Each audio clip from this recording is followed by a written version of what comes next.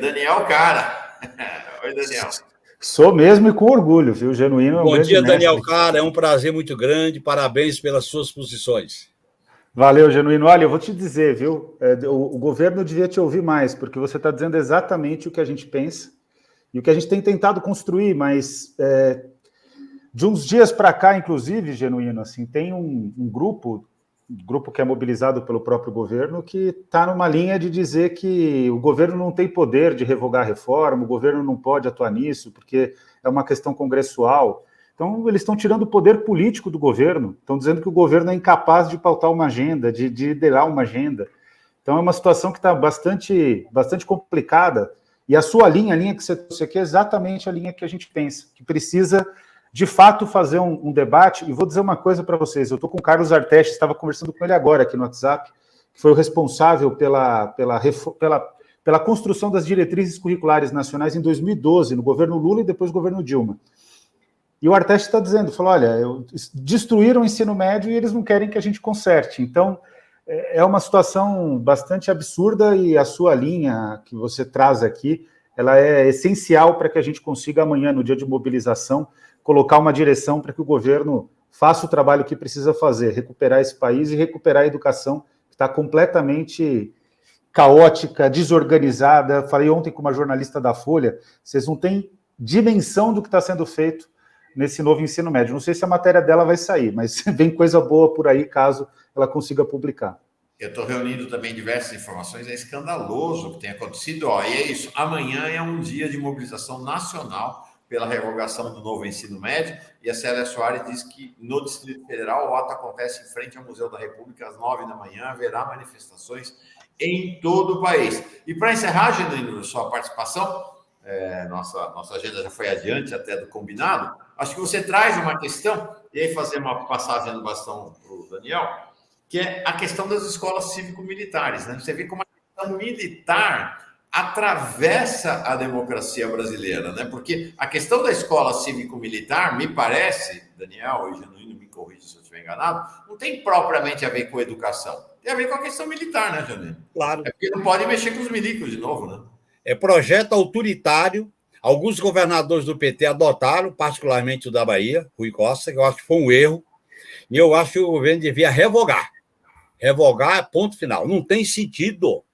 Isso aí é uma visão protofascista, autoritária dos militares em relação ao ensino. E é aquela visão que é a formatura, é a organização de cima para baixo, é a ideia de manipulação da juventude que produz consciências, produz mentalidades autoritárias já na escola. Eu acho que essa questão é estratégica, o Daniel sabe disso melhor do que eu. Num país, se você não cuida da educação como uma questão estratégica de futuro, o futuro está ameaçado. Esse é o problema central, de que a gente tem que ter um projeto de país, um projeto de educação, um projeto emancipador. Não é por acaso que o Paulo Freire é o patrono da educação, não é por acaso que eles combateram tanto o Paulo Freire. E tem uma linha, tem uma história. Eu me formei, Daniel, com o Paulo Freire quando eu era estudante no interior do Ceará, dando aula de alfabetização. Quer dizer, ele influenciou muitas gerações. E eu acho que o país tem um acúmulo. Se você pegar toda a história dos educadores, Paulo Freire, Darcy Ribeiro, né, e tantos outros, nós temos que, o governo Lula tem que dar continuidade a essa linha progressista e emancipadora da educação. E não essa meia-sola, esse arremate conservador do que foi uma das iniciativas do golpe. Não é à toa que em São Paulo o governador Tarcísio de Freitas acaba de vetar a escolha do nome Paulo Freire para uma estação do metrô. Não é por acaso. Não é por acaso, é isso aí. E não é por acaso que o secretário de Educação do Tarcísio aqui em São Paulo é um privatista reacionário que veio do Paraná para cá. É isso aí.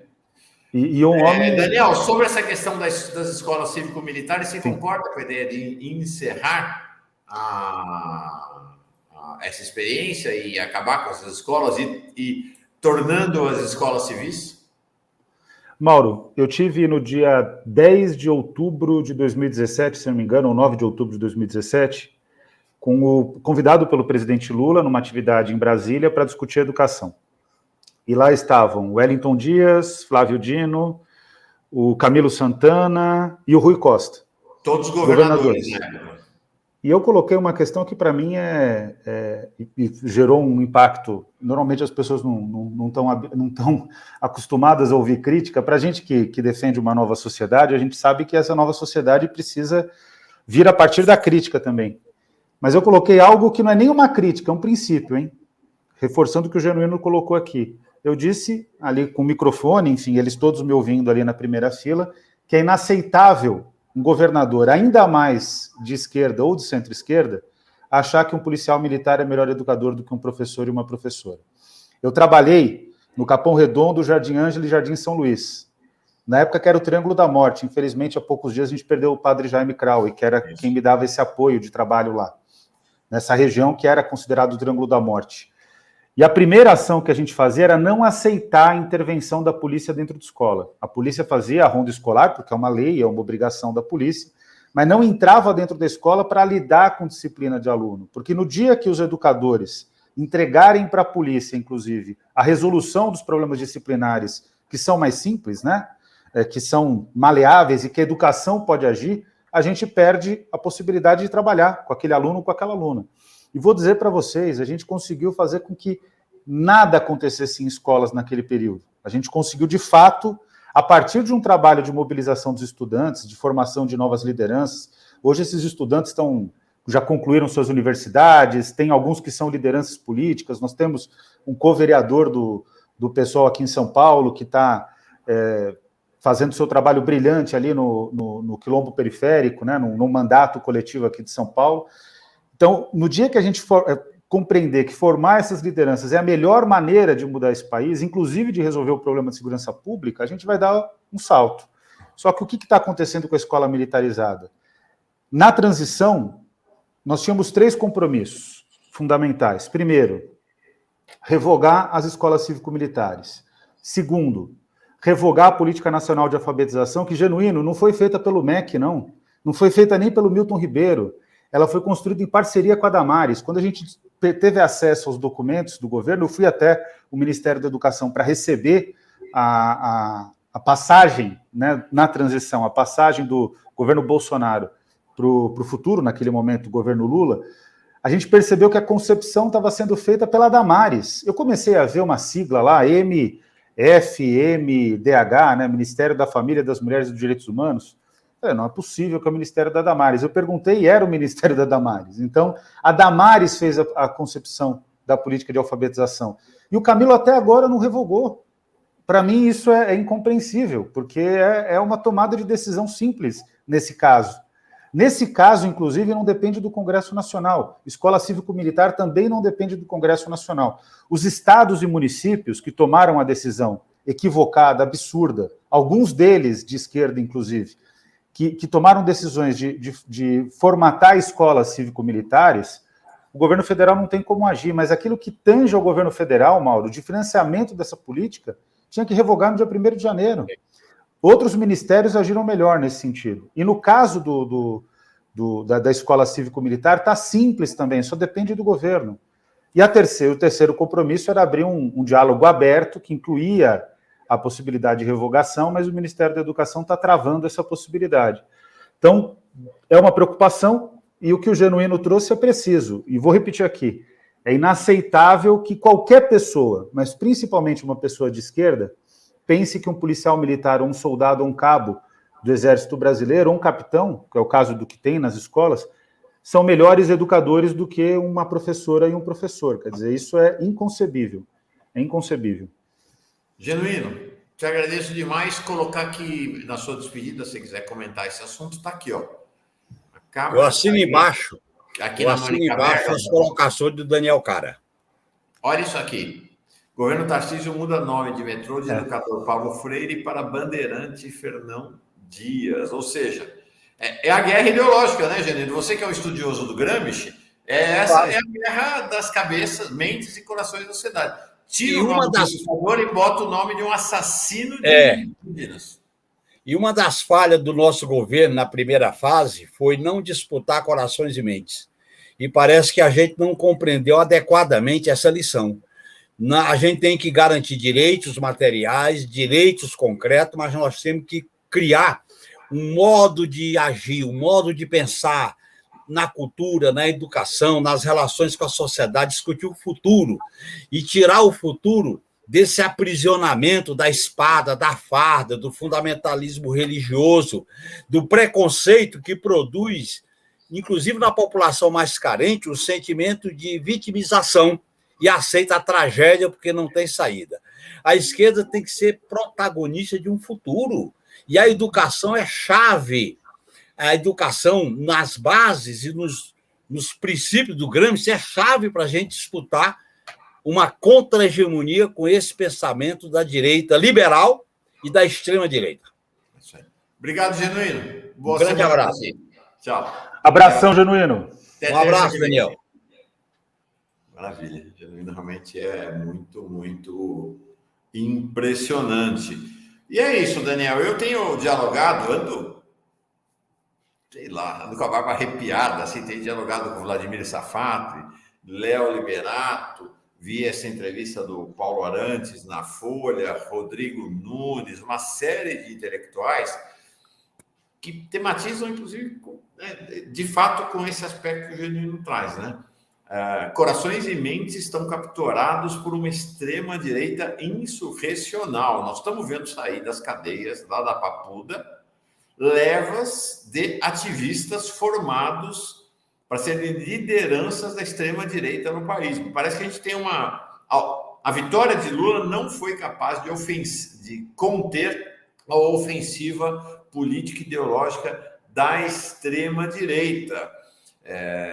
Porque, sinceramente, quando a gente fala de reforma do novo ensino médio, nós não estamos falando de direita liberal, Fernando Henriquista, não. No fundo, ela joga água no moinho da extrema-direita. Há uma guerra ideológica em curso e parece que a esquerda tem uma dificuldade enorme de reconhecer e travar essa guerra, correndo o risco de perder por WO, né? Situação meio dramática, né? Olha, eu tive uma conversa muito boa com a Helenira Vilela, que graças a você eu conheci, né? Foi você que fez a ponte aqui. Vai estar aqui amanhã. Então, até já deixo registrado aqui meu abraço para a Helenira. Ela é uma pessoa brilhante, é incrível a capacidade de análise da Helenira. E a Helenira trouxe uma questão que é fundamental, né? De fato, o governo ainda não ligou aquilo que o Genuíno trouxe, que você está dizendo aqui agora. Não ligou a chave, não virou a chave para o fato de que a guerra cultural bolsonarista ela continua em curso, Mauro. E não é nem bolsonarista, é internacional. Se vocês pegam a fala do Nicolas Ferreira na Câmara dos Deputados e comparam, sem a besteira do Nicolas Ferreira, porque tem a suposta licença idiotice do Nicolas Ferreira, com a história de colocar peruca e tudo mais, mas o discurso dele é exatamente igual ao da Meloni, que é um fenômeno político na Itália e na Europa.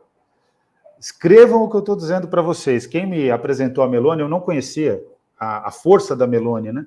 Quem me apresentou alguns materiais da Meloni foi o Kiko Nogueira, que dirige um outro canal. E quando o Kiko me apresentou, eu confesso para vocês que eu subestimei no primeiro momento a Meloni, porque eu falo, não é possível que a Itália vai retornar a um fascismo tão pueril. A Meloni é a geração 2.0 da nova extrema-direita. E o Nicolas Ferreira é a geração 2.0. E o governo Lula ainda não percebeu que a gente já está lidando com a geração 2.0. E vem a 3.0, que é o MBL reformado com novas lideranças que não são Kim Kataguiri, Arthur Mamãe Falei e outros. Então, a direita se organiza. Enquanto a direita se organiza, o que ocorreu a partir de domingo, né, não tive oportunidade de falar disso com o Genuíno, mas o que ocorreu a partir de domingo e na segunda-feira ontem, em relação às pautas da educação, o que ocorreu foi que ocorreram reuniões do governo pautando grupos políticos, em especial grupos do PT, atacando qualquer posição que seja contrária àquilo que o governo se comprometeu durante a campanha eleitoral. Quer dizer, a gente está numa situação que o Lula é um fenômeno, o Lula é um gênio, só que o Lula não é eterno. E esse país é um país racista, um país que tem apelo fascista em várias regiões do país, que tem células nazistas crescendo e não nazistas crescendo em todos os lugares do país. Eu tenho trabalhado com isso, com um conjunto de pesquisadoras que são incríveis, né, que fazem essa ida até os fóruns para poder identificar, passar para a Polícia Federal. Guerreiras em absoluto. E o que me parece é que está tudo na expectativa. É mais ou menos o seguinte: se não fosse o Lula, seria um governo Temer. É terrível dizer, mas é isso. E quero mandar um grande beijo aqui para o Juninho, grande liderança dali da Zona Sul de São Paulo e da cidade de São Paulo, do Movimento Negro. Juninho, estamos juntos. E o Juninho sabe do que eu estou dizendo, porque ele é uma liderança que está lá, na ponta, está nos momentos e nos espaços de tomada de decisão, especialmente do Movimento Negro, do Partido Socialismo e Liberdade, né, mas que atua em toda a esquerda. O Juninho sabe do que eu estou dizendo. A gente não pode, nesse momento, Mauro, existe uma tese na ciência política, que é quase uma tese da física, Mauro, que se chama desempenho de trajetória, que no fundo é a compreensão da inércia na física. Um governo que começa sem enfrentar questões centrais, ele dificilmente consegue reverter isso. A gente só tem um fator de quebra de modelo, né, de quebra de inércia, que se chama Luiz Inácio Lula da Silva. Mas a gente não pode depender de um homem só. Por mais que eu sou apaixonado pelo Lula, acho o Lula uma liderança incrível. Muita gente briga comigo, mas, na minha opinião, o Brasil teve 2 presidentes, de fato, com P maiúsculo, Vargas e Lula, né? O Juscelino, o Fernando Henrique, que algumas pessoas com muita generosidade colocam em 4º lugar. Eu acho que o Fernando Henrique estaria atrás, por exemplo, dos 2 imperadores, inclusive, em termos de gestão do Estado, né? do Dom Pedro I e Dom Pedro II. Mas muita gente coloca o Fernando Henrique ali no 4º lugar, né? Mas, concretamente, a gente não pode ficar achando que um gênio vai sempre salvar a gente, porque o jogo não é esse, né? E de fato, me preocupa a maneira como o governo não tem compreendido aquilo que o Genuíno traz aqui. Quero deixar bem claro para quem acompanha a gente. Assistiu o Fórum Café, eu tenho assistido, viu, Mauro, os programas depois, é um alento, porque é onde você tem visto, é onde a gente tem conseguido ver as discussões de maneira mais profunda, né? Muito bem, a Maria Cristina Sacramento coloca o Jango, é que o meu critério, Maria Cristina, são presidentes que concluem mandatos, né? Então é nesse sentido, mas o Jango certamente, se tivesse concluído o mandato, ele estaria muito provavelmente na mesma prateleira que o Lula e o Vargas, né? Muito bem lembrado, peço desculpas aqui pela não inclusão aqui do Jango. E, Mauro, tem uma coisa que tem me preocupado, porque nas redes sociais tem um grupo, que é o grupo da torcida, né? A torcida que acha que tudo que o governo fizer, Dilma, aquele grupo que falava Dilma, mesmo quando a Dilma errava, que acha que o Lula sempre é o salvador da pátria, um certo sebastianismo, né, que é marcante na nossa cultura também, não só na cultura portuguesa.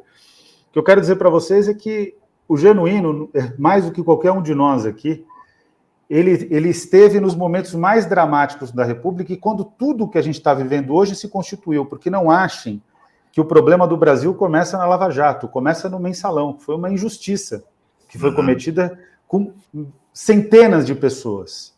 Entre elas, a maior injustiça, na minha opinião, inclusive, é com essa figura ímpar da política e do pensamento brasileiro, que é o José Genuíno. Ninguém foi tão atacado quanto o Genuíno. Ninguém. E esse homem, eu via ele, assim, como uma grande referência, né? Nem tinha coragem de abordá-lo, confesso para vocês. Eu via ele, saía da USP e via ele andando pelo Butantã com a dignidade e a simplicidade de um homem que sabe que está fazendo o caminho correto na vida, né? E o Genuíno trouxe exatamente aquilo que eu penso. Então, não precisam me ouvir, não. Vale a pena ouvir o Genuíno, que é uma pessoa que entende muito mais de política do que todos nós juntos aqui, né? Eu concordo com você. Lula é excepcional. O PT é um partido estruturante na história brasileira. Mas a gente precisa analisar, né? Precisa ter capacidade de análise independente. Então, a partir do que você começou, quem viveu a história do mensalão sabe que o Genuíno foi jogado às férias. Né? O PT não defendeu o Genuíno. O Genuíno teve que se virar sozinho. Não houve mobilização da direção do PT na defesa do José Genuíno naquele momento. Claro, o PT estava acuado, estava na defensiva, precisava salvar o governo, mas não teve PT para respaldar o Genuíno no momento que ele foi para a cadeia. Não teve mesmo. Essa é uma questão. Segunda questão, acho que você trouxe um tema que eu estava conversando com o Genuíno antes de você entrar sobre isso, que é se no começo do governo Lula, em que o Lula está no auge do seu prestígio, o governo Lula não vai enfrentar a questão militar, o governo Lula não vai enfrentar a questão tributária, porque o Haddad está dizendo que não vai tratar de imposto de grandes fortunas, que não vai tratar de imposto sobre a renda, que vai ser só uma reforma tributária neutra para tratar de consumo. Se não vai tratar da revogação do novo ensino médio, quando é que vai tratar? Que é exatamente o que você falou, né? Se no começo de governo você não pega as questões centrais, adeus questões centrais, né, Daniel? Exato, e vou dizer uma coisa para ti, assim, em relação, pelo menos em relação à questão da educação, depois comentar os outros temas, né? O governo está com medo do Conselho Nacional de Secretários Estaduais de Educação, está com medo das fundações empresariais. Talvez o governo não tenha percebido que fundação empresarial só fala para TV e fala para jornal, e que depois ninguém lembra. Ninguém lembra. Vocês lembram que não acompanham a área, e vocês não são culpados disso, tá? É porque, de fato, o país é um país muito cheio de pautas, de agendas e de preocupações. A gente estava enfrentando o fascismo. Mas vocês lembram de todos os processos passo a passo do que ocorreu, por exemplo, em relação à política do Futurice no governo Bolsonaro? Ninguém lembra. Mas foi um tema que foi pautado no Jornal Nacional. Eu falei sobre isso. Foi pautado na Folha de São Paulo, no Estadão. Também falei sobre isso. E morreu. Morreu, Mauro. Achar que a imprensa tradicional ou a imprensa hereditária pauta o país é um equívoco. E achar que os secretários estaduais de educação têm um sobrepoder também é um equívoco. Não é porque a Isolda foi secretária estadual de educação, ou o Camilo foi governador, que o poder todo da República está na mão dos governadores e dos secretários. Talvez eles não tenham percebido que hoje não existe nenhuma agenda que desgaste tanto o governo pela inércia e na aptidão do MEC enfrentar questões centrais do que a reforma do ensino médio.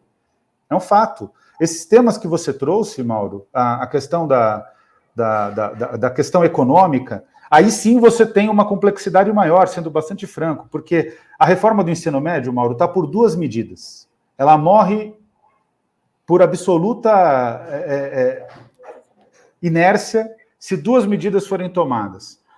Ter só uma palavra na LDB dizendo que a implementação dos itinerários da reforma do ensino médio, que são itinerários obrigatórios, engessados, cruéis, inclusive com os alunos e professores, se ela se tornar facultativa.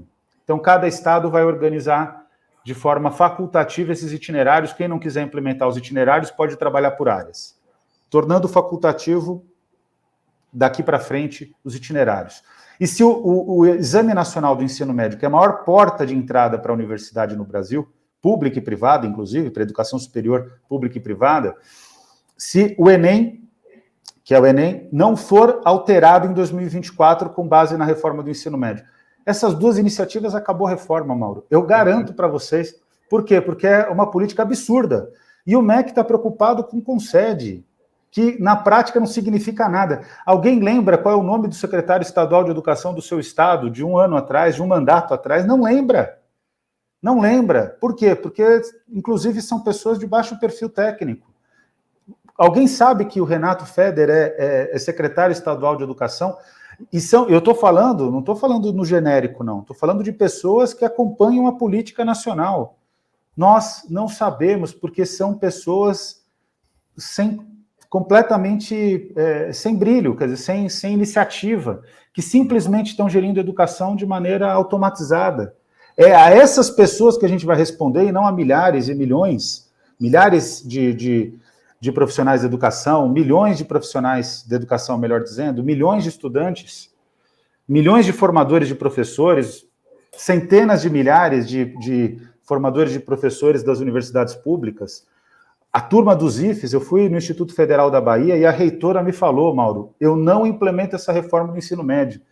Não implemento, a não ser que seja sobre o meu cadáver. Quer dizer, ela não vai implementar de forma alguma. Por que ela não vai implementar? Porque ela sabe que aquilo é um caminho para a desigualdade, para o retrocesso. Então, o que eu vejo é que a gente precisa ter a compreensão do que o Lula disse na transição. Governo precisa de pressão. Governo de esquerda, não precisa de puxa-saco e não precisa de tapinha nas costas. Quem quiser dar, que dê. Só que essas articulações que eu vejo que foram feitas a partir de São Paulo, Pernambuco, Rio Grande do Sul, no sentido de tentar desmobilizar, inclusive, o ato de amanhã, vão fracassar, porque estão desconectadas do que hoje o povo está pedindo. Né? Quem de fato se importa com a educação em relação à reforma do ensino médio. E eu gostaria que esses outros temas também entrassem na agenda que você trouxe, né? Tem que enfrentar a questão dos militares e tem que enfrentar a questão econômica, que é a mais complexa. Eu vou dar um voto de confiança para o Haddad, porque, em termos de complexidade, de fato, nesse caso, em termos de complexidade, a gente tem uma complexidade que, inclusive, envolve o capital financeiro internacional. Mas vai ter que ter a coragem de começar a bancar essas discussões, né, Mauro? Sim, verdade. É isso aí. Esse é um tema. Eu quero voltar a esse tema contigo antes de fazer uma pergunta importante nessa área da educação ainda. A Helene Mello fala, é um tema, tem sido nosso tema aqui, né, sobre como funciona na prática o novo ensino médio.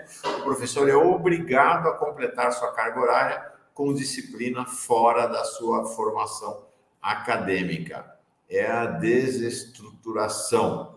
A Solange pedindo, discutam o PL da igualdade salarial. Ele inviabiliza a contratação de mulheres. Tem que parar licença paterna com a materna. Esse é o caminho. Ok, vamos fazer essa discussão outro dia. Hoje não vamos encarar essa discussão, não, Solange. Mas ela tem toda a razão, viu, Mauro? Só chamar atenção, ela tem razão no que ela está trazendo. Tem esse risco mesmo da forma como está colocado. E ela tem razão em relação à licença paterna e materna, inclusive a experiência internacional, né? Então, especialmente na Escandinávia, né? Mas a equiparação da licença paterna à materna não terá por si só o dom de viabilizar... Não, é um elemento. É um elemento, né? É um elemento. Mas é isso aí. Tem que equiparar, até porque isto joga contra o patriarcado, né? Contra o patriarcado, né? Coloca os homens para cuidar dos seus filhos.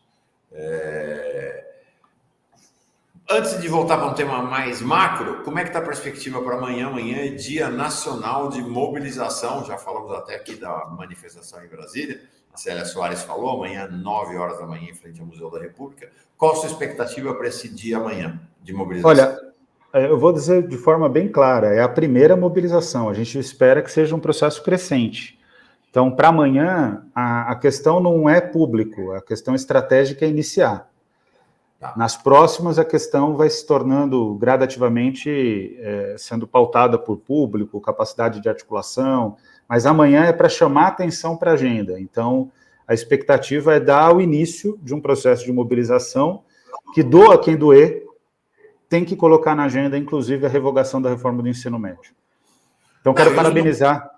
Só parabenizar a UNE, especialmente a UBS, que inclusive mudaram de posição. No início, elas estavam na ideia de que não adianta revogar as presidências, pelo menos. Não adiantava revogar, era preciso reformar a reforma.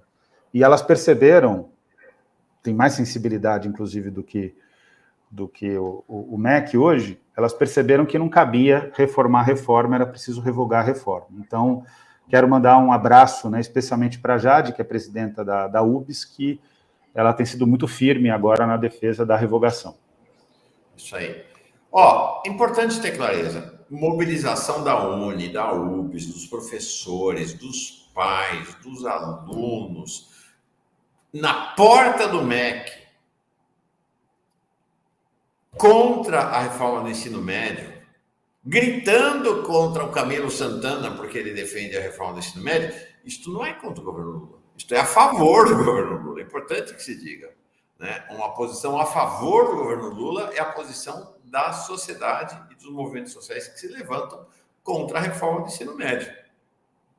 Isso é importante que se diga, né? Quem de fato está ao lado de Lula, vai para a rua. Vai para a rua. Quem está ao lado do espírito do governo Lula, vai para a rua. Acho que isso é importante, né? Não confundir a crítica com oposição, né? Acho que são dois temas distintos. Bom, eu queria te trazer uma última questão, que até era para ser a nossa primeira, acabou sendo a última, mas essa complexidade que a gente se avê da construção da base do governo Lula. Então, é um governo de frente ampla. Acho que essa foi a grande costura de Lula, inclusive com a participação do Haddad, né? A presença do Alckmin como vice-presidente tem o dedo do Haddad nessa articulação, né? Este é um governo de frente ampla antifascista. Se não fosse esta aliança, provavelmente Lula teria perdido a eleição para Bolsonaro. Vamos lembrar que a eleição foi empatada, né? Ganhamos por 2 milhões de votos, foi ali, né? Foi ali.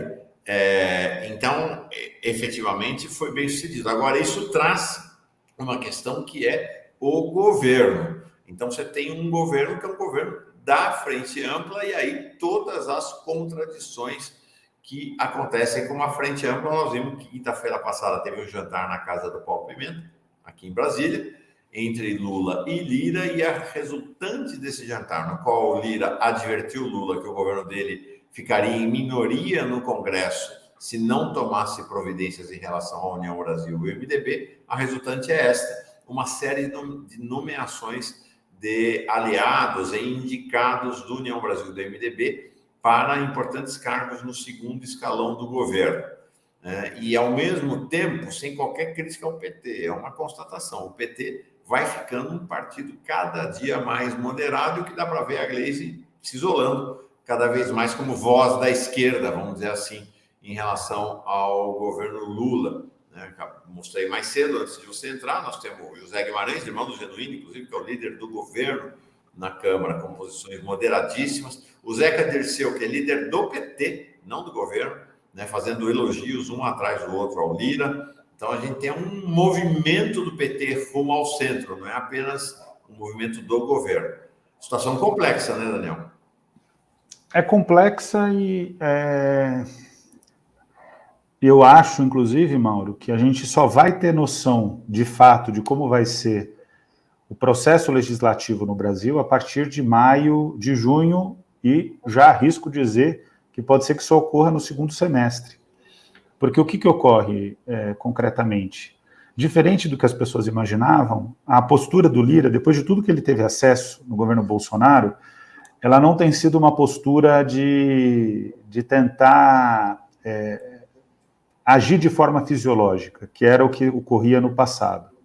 A partir do golpe de 2016, a extrema-direita brasileira, ela percebeu que ser fisiológico é bom de forma contingencial para ela, mas não é bom de forma estrutural. Ou seja, no médio e longo prazo, vale mais a pena ter um governo a estilo governo Temer e governo Bolsonaro. E ele está trabalhando para desgastar o governo mesmo. A tal ponto que eu vou dizer aqui para vocês, né? Vou dizer aqui com todas as letras, né? Se o governo continuar se posicionando dessa maneira, que está se posicionando em relação à reforma do ensino médio, a gente vai acabar vencendo a reforma do jeito que a gente quer, porque eles também não têm conteúdo de educação e não seguem as fundações empresariais. É importante dizer isso. Isso é curioso, hein, Mauro? A extrema-direita não segue fundação empresarial. O Arthur Lira, entre Todos pela Educação, Fundação Lema, ele acha que esses caras são exatamente aquilo que eles são, né? Que eles estão defendendo um interesse que sequer sabem muito bem, os burocratas dessas fundações sequer sabem muito bem o que estão defendendo, o que eles estão preocupados são com os bônus no final do ano, é o quanto que eles vão receber no final do ano, e uma dose enorme de vaidade por dar entrevista em jornal, revista, etc., circular em eventos da alta classe, entre aspas, porque para mim de alta classe não tem nada, mas da elite econômica brasileira. Então é essa a pretensão individual deles, é salário e prestígio. E o Arthur Lira sabe que isso não se sustenta. Então a extrema-direita brasileira não segue a posição deles. Vou dizer aqui com todas as letras para vocês, até porque a gente tem sido procurado por parlamentares do Centrão. Eles estão loucos para colocar em debate a revogação do ensino médio, para gerar um desgaste gigante para o governo Lula. E o que a gente tem feito é avisar o Ministério da Educação: coloque esse tema na agenda, pelo menos. Olha, Mauro, o que a gente está pedindo. diga que é possível também, caso a participação social na consulta pública leve a isso, revogar a reforma do ensino médio. Mas o que o MEC faz? Ele veta esse debate. E a gente está falando aqui do Ministério da Educação, poderia já falar de outras pastas, porque as outras pastas começaram melhor e já estão começando a ceder a uma tentativa de manutenção, por exemplo, de políticas de Temer e Bolsonaro. Então, concretamente, ainda não está vindo a público, mas isso já está acontecendo nos bastidores. Concretamente, o governo precisa compreender aquilo que a Luísa Erundina falou para mim no sábado. Tive com a Luísa Erundina, uma guerreira, né, conseguiu enfrentar uma Covid pesada, tá de vento em polpa, com aquela energia que só ela tem, e ela falou, olha, a gente só vai conseguir governar, deputada federal, por muitos mandatos, hein? A Luísa disse, a gente só vai conseguir governar se tiver a capacidade de mobilizar o povo. Uhum. Porque isso o Centrão não segura. A única variável que o Centrão não segura é mobilização. E por isso que vai vir conosco, caso seja agendada a questão da reforma do ensino médio. E vai passar um trator. E não achem que governador vai travar a reforma do ensino médio. Vou dar um exemplo para vocês. No Fundeb, que é o Fundo de Financiamento da Educação Básica, o Dória, super elogiado pela grande imprensa naquele momento da pandemia, manda o Roscielli, inclusive com uma relação muito forte no Congresso Nacional, naquele momento manda o Roscielli Soares, que foi ministro da Educação do governo Temer, para Brasília para defender que no Fundeb fossem contabilizados os aposentados, o que é um erro de princípio. Uhum. E todos os governadores foram, quase todos, até Brasília, depois, num determinado momento, até o Dória, governadores bolsonaristas falar com o Bolsonaro. Bolsonaro fechou posição com esses governadores e com o Dória naquele momento, porque era uma posição que ele tinha que seguir por conta da pressão dos governadores que eram dele. Resultado, perderam por unanimidade. Porque o político parlamentar, ele sabe que a única coisa que mantém ele no exercício do poder é o voto. E eles sabiam que, em termos de voto, apoiar a posição do Caiado, do Bolsonaro, do Dória, do Roscielli, era negativo para ele. Não tem... Olha, eu vou dizer para vocês, infelizmente, o Bismarck tinha razão. É melhor que as pessoas não saibam como é feita a lei. A minha divergência com o Bismarck é que eu acho que elas têm que saber para poder agir sobre isso. Mas ele tinha razão em relação ao fato de que as leis, muitas vezes, não são decididas por processos de princípio ou de pensamento coletivo. Deveriam ser, assim que eu ajo, assim que o Mauro age, assim que o nosso chat age, não tenho dúvida. Mas o jogo real, o que vai acontecer é que o governo pode perder questões que são progressistas e que não são centrais para o Centrão, que na verdade deveria se chamar direitão, de fato, né? O Boulos, que fala sempre isso, tem razão, vão começar a perder, correm o risco de perder por inatividade do governo. O governo vai ser pautado pelo Centrão até em pautas de esquerda. Quer dizer, você me dizia uma coisa, Mauro, quero reconhecer aqui. Até a própria Helenira falou isso para mim também, no sábado. Você me dizia, o Lula não está cercado de pessoas que têm uma boa leitura, comparado com o que ele teve no passado. O diálogo dele era um diálogo mais qualificado, com figuras com mais experiência e mais estudo sobre o mundo, e que tinham enfrentado maiores dificuldades, né? E, de fato, era uma geração de ouro da esquerda brasileira ali, né? O próprio Genuíno, o Buchiquem. Você pode divergir, Marco Aurélio Garcia, você pode divergir das pessoas. O Zé Dirceu. Você pode divergir das pessoas, mas são pessoas com altíssima capacidade de leitura, né? E que já viveram situações limite, então sabem lidar com situações limite. E agora o Lula não tem ninguém. E rede social e torcida não ajuda nesse momento. Quer dizer, então a gente precisa concretamente fazer o seguinte, fazer o nosso papel, que é pautar o governo em relação ao que o governo defendeu em campanha. Não sei vocês, mas não esperem de mim que eu alimente uma ideia de que o Lula cometeu estelionato eleitoral, porque eu não vou trabalhar nessa perspectiva. É isso. Não, eu acho que precisamos... É o seguinte, tire as crianças da sala, brincadeira. Em geral, não é bom tirar a criança da sala. Mas vamos fazer uma conversa de adultos, né? Sem essa coisa de animador de torcida, de o Lula, né? Eu brinco, né? tem os bolsominions, mas nós precisamos trocar os bolsominions pelos PT-minions? Não dá. Né? Nós precisamos ter capacidade crítica. Essa é, historicamente, a qualificação. Algo que qualifica a esquerda, né? A capacidade de pensamento crítico, a capacidade de reflexão. Nós precisamos construir essa capacidade entre nós. Daniel, você é um dos grandes incentivadores e norteadores, ou suleadores, para usar a palavra correta, desse espírito. Você, Genuíno, o próprio Emílio, terça-feira a gente tem esse trio de asas, como eu digo, um trio de instigadores. Nós precisamos disso para poder nos colocarmos no caminho, até para decepcionarmos menos, não alimentarmos esperanças vãs, mas mantendo a esperança à frente. Daniel, cara, obrigado, viu? Boa semana para ti. Obrigado, um beijão, Mauro, e obrigado por propiciar esse encontro com o Genuíno. Sempre é uma luz e é uma injeção de ânimo na veia. Olha, sábado com a Luiz Erundina, hoje com o Genuíno. Essa semana, a semana passada terminou bem, essa semana começou bem. Amanhã eu vou jantar com a Helenira aqui em Brasília, vou falar dos comentários que você fez sobre ela. A Helenira é genial, é impressionante. Eu não tinha noção da capacidade de análise dela. E obrigado, viu, Mauro, por ter obrigado, me apresentado. Tamo junto. Beijão. Valeu, beijão.